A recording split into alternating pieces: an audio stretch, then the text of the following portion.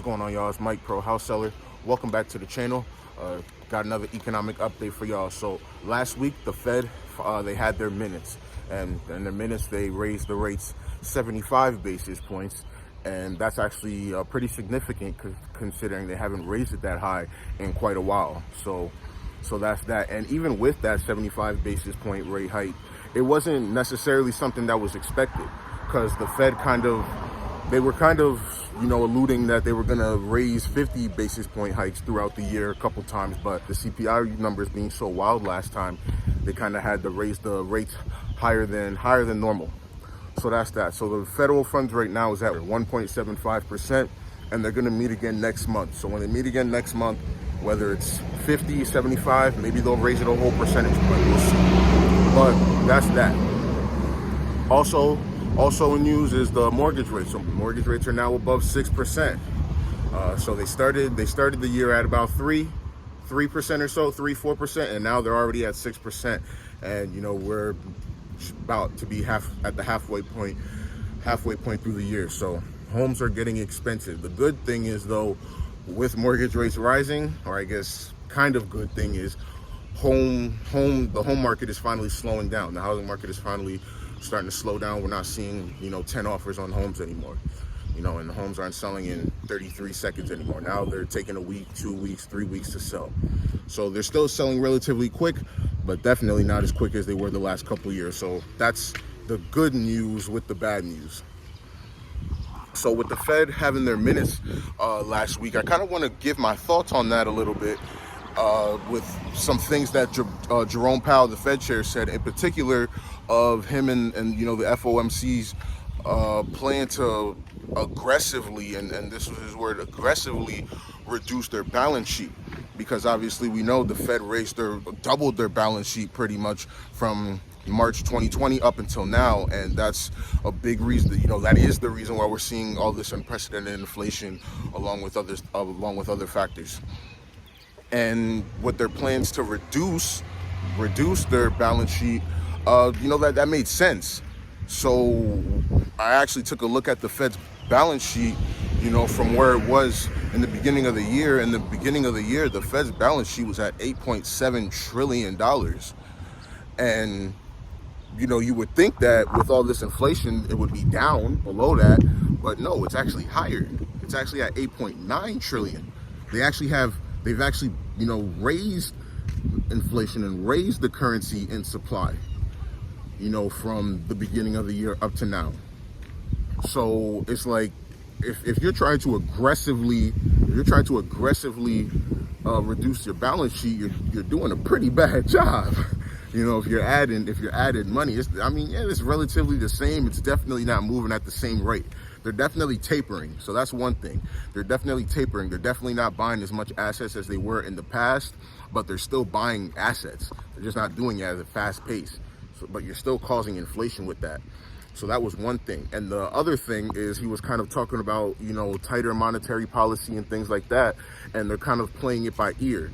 So they don't know, at least maybe they do know, but they're not telling us. They don't know what they want to raise rates next time. Maybe it'll be 50, maybe it'll be 150, maybe it'll be 200.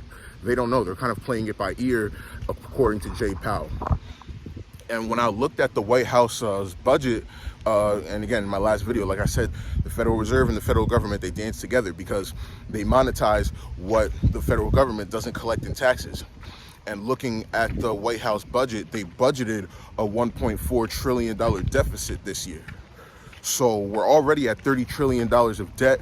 We printed $4 trillion in just 2 years. When it took us from 1776 to 2020 to print $4 trillion, we just printed all of that in 2 years. So we did all that, and you haven't lowered the balance sheet at all from the beginning of the year, and the federal government is still budgeting to spend $1.4 trillion more than what they collect. And in that White House budget, that was from the beginning of the year. The numbers were as of February. So I'd like to think they didn't budget out, at a 9% inflation rate. They probably didn't. They probably thought inflation was tamed and it would stay at 5%. When you go look at all these articles, everybody was anticipating the Fed maybe raising rates 1 to 3 times this year, maybe. You know, the Fed has already raised rates every single time they've met this year, and they're probably going to raise rates the remainder of the time that they meet this year. In the speech, Fed Chair Powell actually said that they're planning on getting around 3.4% federal funds rate. So that's the plan. But the issue with that is inflation is still recorded at almost 9%. So you're still at a negative 5.6% rate. So we're still losing money regardless. Inflation is still stealing purchasing power, maybe at a lower rate, but it's still stealing purchasing power, and rates aren't being risen high enough, fast enough. But again, they're in a rock and a hard place because they don't want to just do a whole rug pull and crash the entire economy. So something's got to give. And I looked over also finally the White House housing plan, and in another video I'll go more in detail with it. I just kind of read it once and kind of skimmed through it. But what I got through that is the Biden admin right now, they're trying to make investments in housing, more in particular single family housings and things like manufactured homes and things like that, which usually don't get financing through typical mortgage loans because it's personal property. So those are different types of loans that they do, usually higher rates and things like that. So the Biden admin is trying to make more investments in certain places. They're trying to have rezoning areas. They're trying to give tax incentives to counties that encourage different types of rezonings to have people build single family homes. And they're really trying to discourage apartment buildings. And just kind of my 2 cents on that, some of it maybe sounds good in theory, and we'll see how that goes.